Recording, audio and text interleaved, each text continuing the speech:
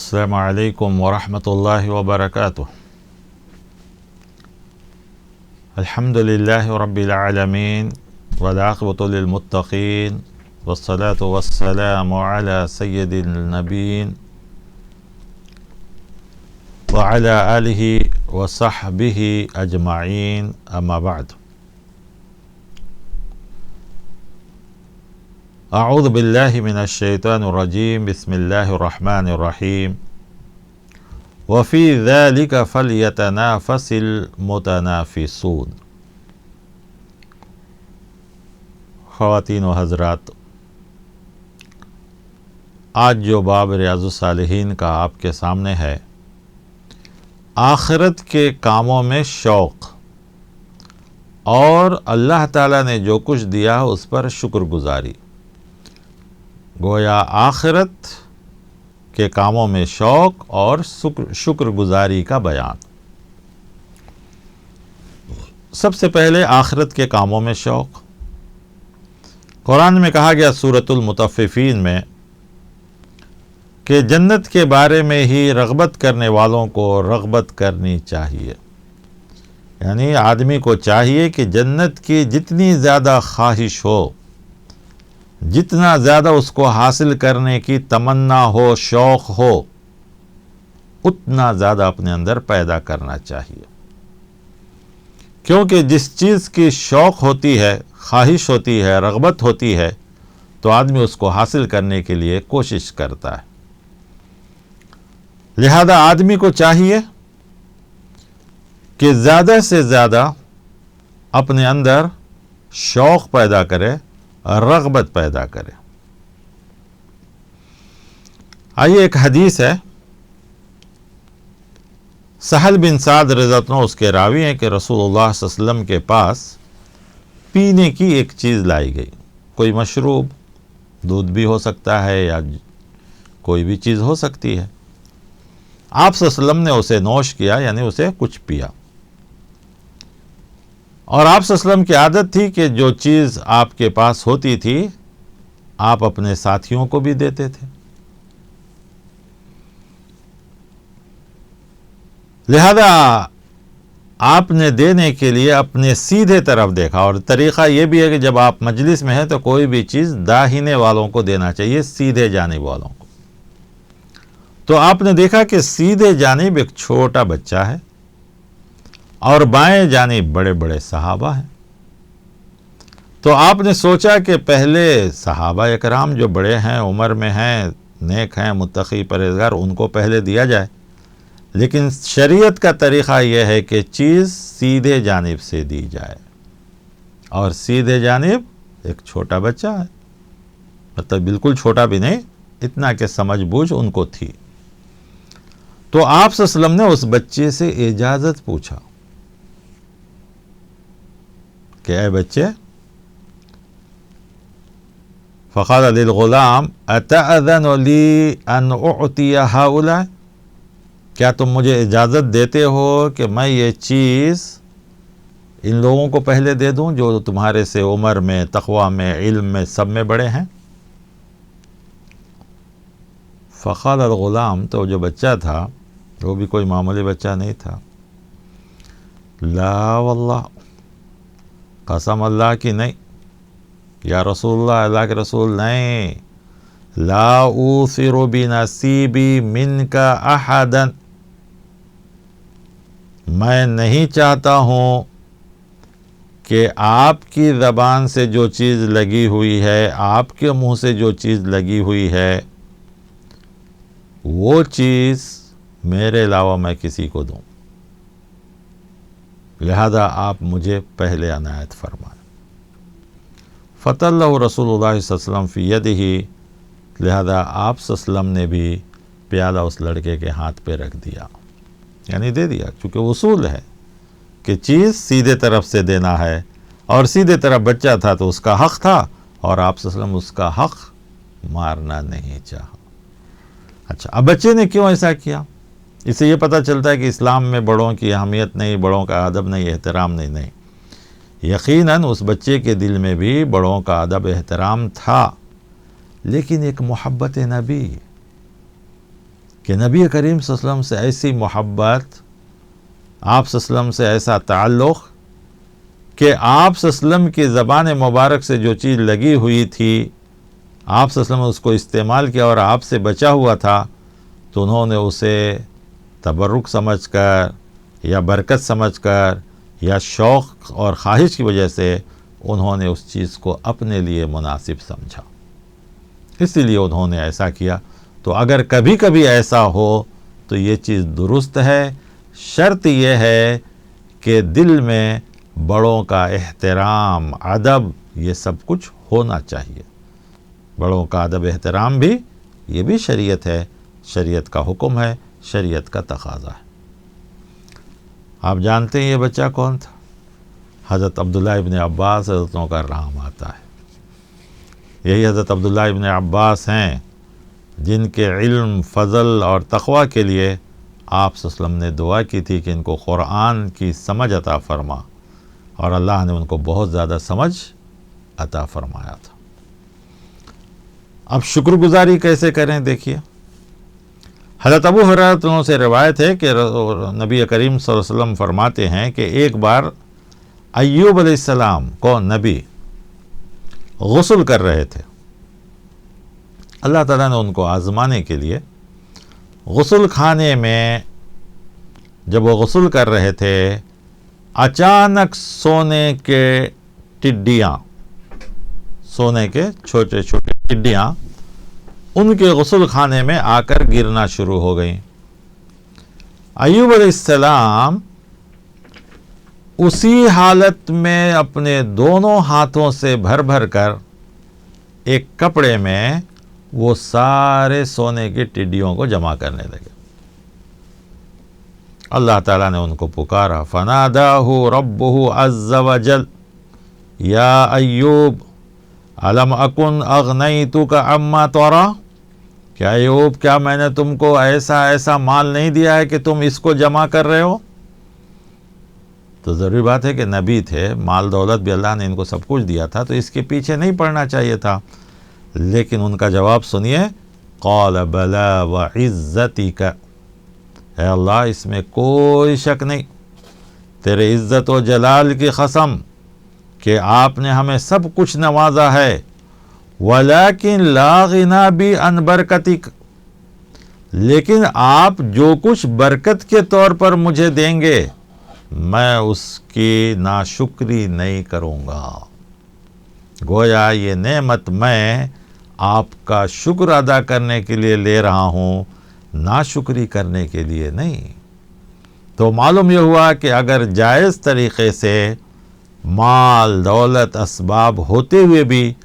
اللہ تبارک و تعالیٰ اور دے تو انسان کو اور زیادہ شکر کرنا چاہیے، اور زیادہ دین کے کاموں میں خواہش، رغبت پیدا کرنی چاہیے، اور اللہ کا شکر گزاری ادا کرنا چاہیے۔ جیسا کہ ایوب علیہ السلام نے کہا کہ میں یہ اس لیے نہیں لے رہا ہوں کہ مجھے اس کی ضرورت ہے، رغبت ہے، خواہش ہے، میں اس لیے لے رہا ہوں کہ اللہ تیرا شکر ادا کر سکوں اور تیری نعمت سمجھ کر شکرانے کے طور پر یہ چیز کو حاصل کروں۔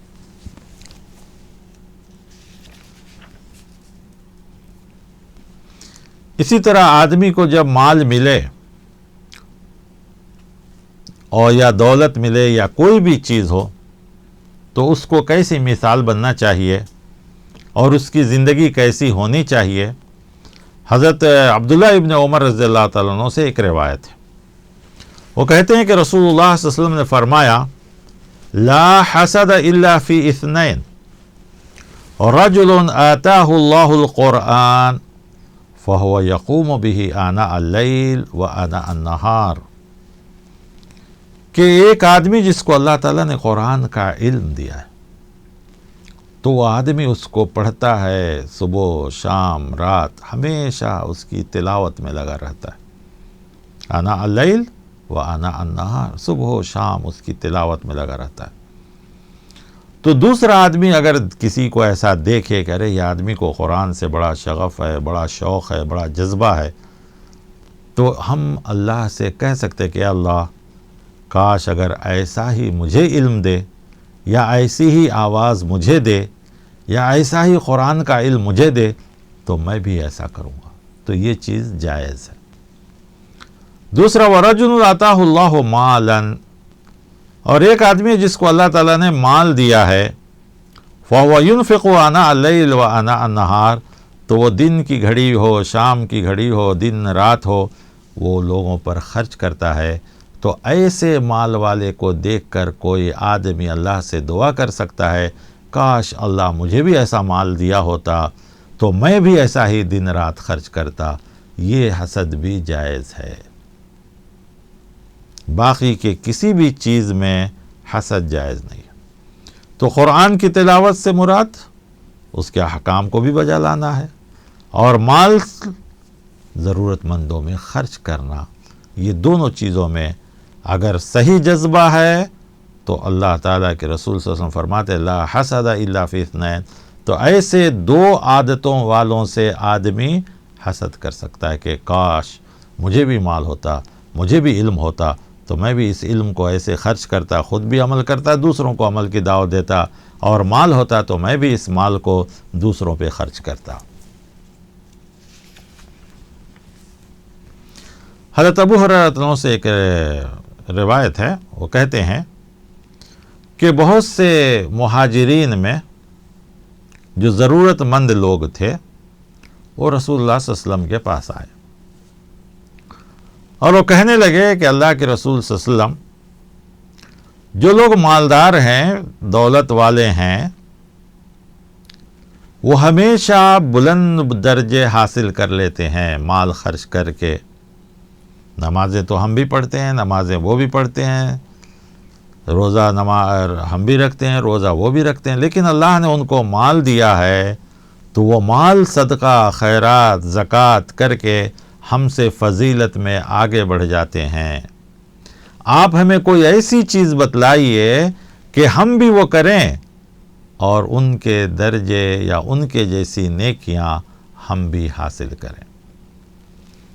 اللہ کے رسول صلی اللہ علیہ وسلم نے ان لوگوں سے کہا تسبحون وتحمدون وتکبرون دبر کل صلاة 33 مرہ، کہ تم ہر نماز کے بعد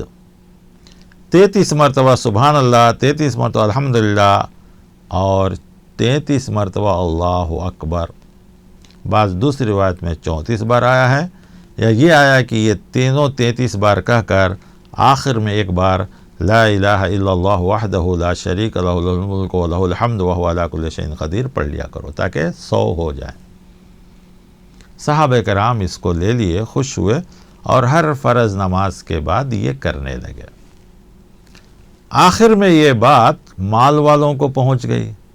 صاحب مال کو یہ بات پہنچ گئی، کرے وہ لوگ نیکی حاصل کرنے کے لیے یہ کام بھی کر رہے ہیں،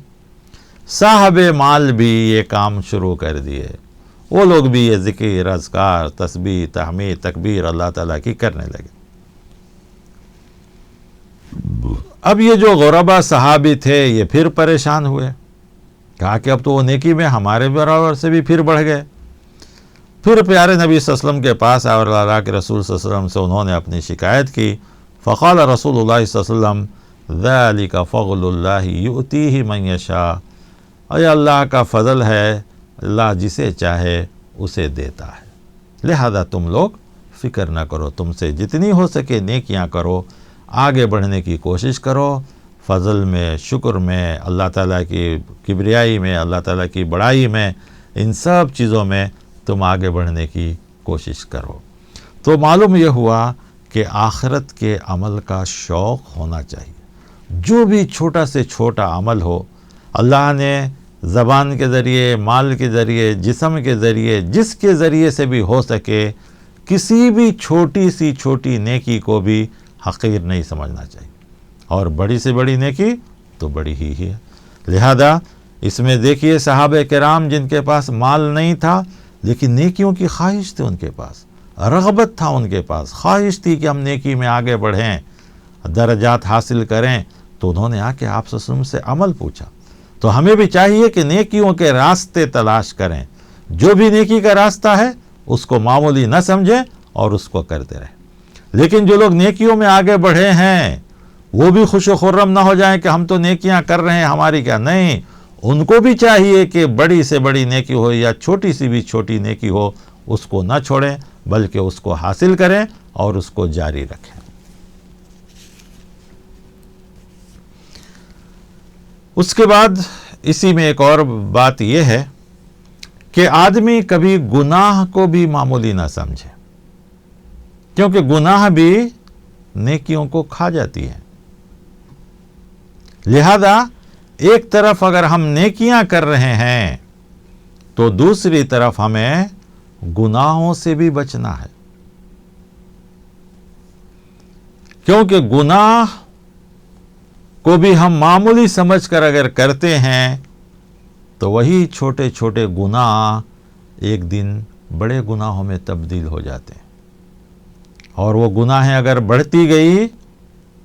تو پھر انسان کے لیے وہی نقصان دہ ثابت ہوتا ہے۔ اس لیے ہمیں امر بالمعروف کے ساتھ نہی عن المنکر بھی ہے۔ بہت سے لوگ سمجھتے ہیں کہ نہیں ہم تو بھلائی کا کام کر رہے ہیں، اگر گناہ ہو گیا تو اس سے کیا فرق پڑتا ہے۔ دیکھیے، اگر گناہ کسی مجبوری میں ہوتا ہے تو اسے بھی توبہ کرنا ہے، اور اگر شوقیہ گناہ ہے تو یہ تو بہت بڑی بات ہے، بہت نقصان دہ والی چیز ہے، ہمیں اس سے بچنا چاہیے۔ یاد رکھیے، نیکی چھوٹی ہوتی ہے لیکن وہ بڑھتے بڑھتے انسان کو جنت میں لے جاتی ہے، اور گناہ میں لذت ہوتا ہے لیکن وہ تھوڑی سی لذت انسان کو بڑھاتے جاتی ہے یہاں تک کہ جہنم کو لے کے چلی جاتی ہے۔ لہذا آدمی سے کہا گیا ہے، ایمان والوں کو خاص کر کہا گیا ہے کہ ایمان کا تقاضا یہ ہے کہ نیکیوں کی رغبت ہو، اور ایمان کا دوسرا تقاضا یہ ہے کہ گناہوں سے نفرت ہو، گناہوں سے دوری ہو۔ یہ سب اس لیے امام نووی رحمۃ اللہ علیہ کتاب الایمان میں لائے ہیں کہ یہ سب بھی ایمان کے حصے ہیں، اور ایمان سے ان سب چیزوں کا تعلق ہے کہ جہاں بھی ہم کوئی نیکی دیکھیں تو ہمارے دل میں خواہش ہو کہ ہم نیکی کریں۔ جیسے کہ غربا صحابہ فوراً نیکی کے لیے خواہش ہوئی ان کے دل میں تو وہ آپ صلی اللہ علیہ وسلم کے پاس آئے، اور جو مالدار صحابہ تھے ان کو معلوم کرے یہ بھی ایک نیکی کا طریقہ ہے تو وہ بھی اس کے لیے تیار ہو گئے اور وہ نیکی کرنے لگے۔ تو یہاں تک اس باب میں یہ چند چیزیں تھیں جو امام نووی رحمۃ اللہ علیہ نے ذکر کیا ہے۔ اللہ تبارک و تعالیٰ سے دعا ہے کہ اللہ تعالیٰ مجھے آپ کو، ہر ایمان والوں کو نیکیوں کی رغبت پیدا کرے اور آخرت میں درجات حاصل کرنے کی کوشش کرے۔ اسی طرح اللہ کا دیا ہوا کوئی بھی چیز ہے